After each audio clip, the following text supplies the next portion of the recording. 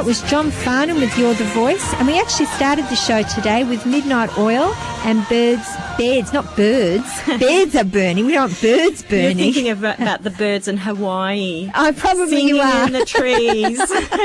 Yeah, there's still a bit of me that's still in Hawaii, that's for sure.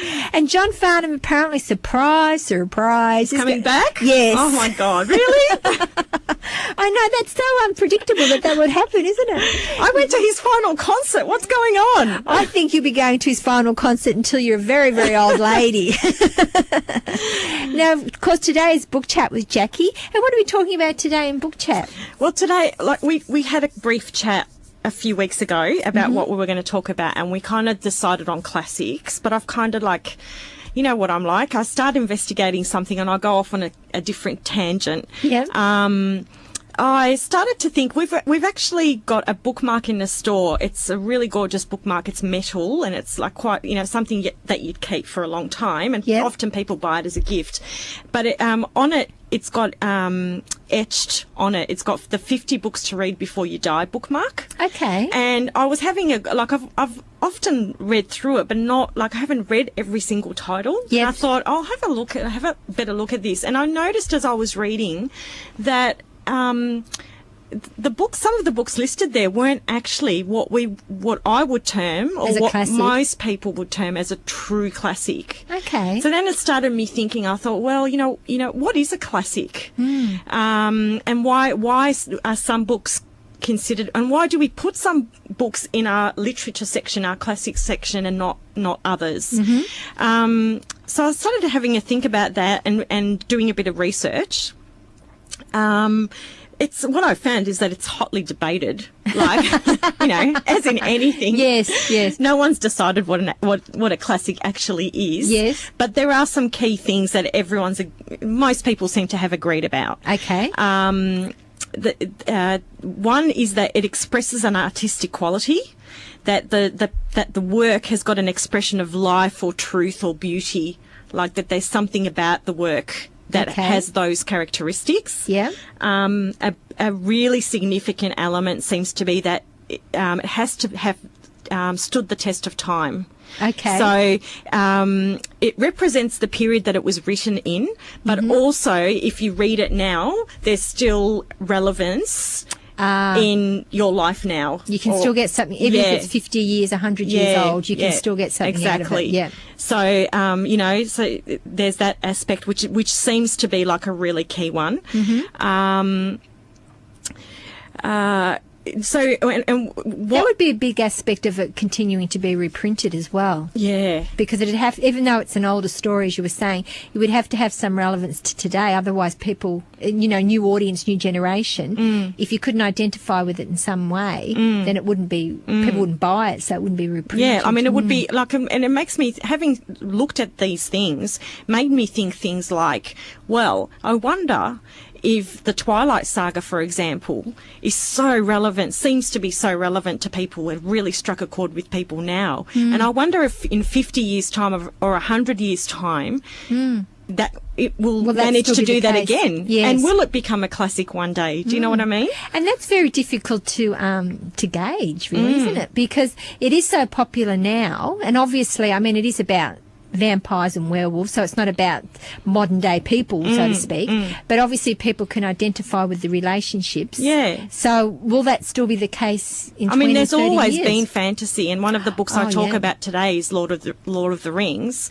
And even things like Dracula and Frankenstein, I mean, same, different storylines, but I mean, really with Dracula and Frankenstein, it's about love. Yeah. Do you know what I mean? That's the thing. It's the core theme. It's not what the characters are. Because that's usually representing something in our culture, like it's representing race or it's representing prejudice or minority groups. Do you know what? So that's where. Well, one of the big themes of Frankenstein is loss, trying to deal with somebody dying, and to really bring them back, so to speak, and that love and loss, and then that is something that every generation, although it's turns out to be a monster, so to speak. Yeah. But the underlining theme of that is loss and love. Yeah, which exactly. is a universal thing Yeah. that every generation experiences. Can relate to. Yeah. Well, that actually leads perfectly into my next point, which is that it's got universal appeal. That something in this work touches the person who's reading it to the very core. And it just impacts people from a whole lot of different backgrounds. Like I was saying with Twilight, you've got the grandmother, the mother, and the daughters coming to see this movie. All three different life experiences, but it's touched them all in the same way that they can relate to this. They explore things like love, hate, death, life. And it's mostly centered around our human emotion. Yeah. Yeah. And this is fairly similar, but it makes a connection. It makes connections. It influences other writers then to write about those things. And you'll find that some of the really great works, they'll be referenced in all sorts of. Oh, definitely. And one time I was reading something, and I'm not a big classics person, so this was a really difficult topic for me because. Oh, that's interesting. Yeah. Yeah, I'm a very contemporary reader because I tend to want to be ahead of what everyone else is reading. Yes. So I'm able to then, speak to people about what books are coming out. So the idea of it was actually a bit scary to delve into the classics because I don't know much about them. But, one time I was reading something about classics and it was saying that when you go back and read some of these books, it's amazing like where they're referenced. They're referenced in sitcoms, they're referenced in drama, they're referenced in newspapers. Everything that you absorb, every media that you absorb, you can relate back to some major work.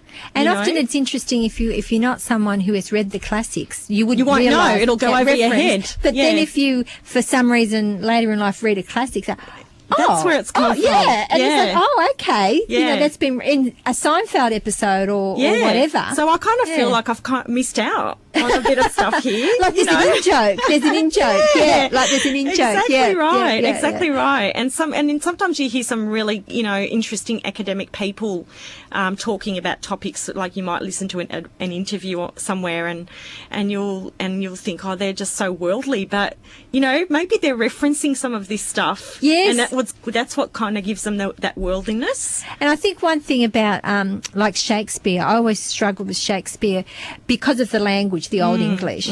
But basically Shakespeare is soap opera. It is just well-written soap opera. Do you know what I mean? There's always, interrelationships and all that sort of thing. And again, I think that's why that has sort of lasted the test of time, although I'm not a big fan of it personally, and it's more plays rather than novels. Yeah. But the themes, it's love, it's hate, it's, someone loving this person can't have this person, parents, relationships between parents, which continues through time, immortal. Yeah, and what I love too is that, whether you love or hate this whole Twilight thing, and so many people are, critical of the writing and all this sort of stuff. And I mean, it's quite interesting because when we talk about some of these books today, these books have been controversial. So controversial to the point where I will probably conclude that one of the prerequisites for you to be a classic is to have been extremely controversial at the time of publishing. And probably too, the thing with the classic, usually being controversial will mean that you're different from what is currently on the market at that particular point in time, or you're tackling a subject that's been taboo, one of the two. Exactly. And that is possibly why you last the test of time, because you're different in that particular era. And it's and then people often follow and write books similar to that. Yeah, either side of it, yes. And also it provokes the debate. Yes, and that's what keeps it, going as well. Yeah.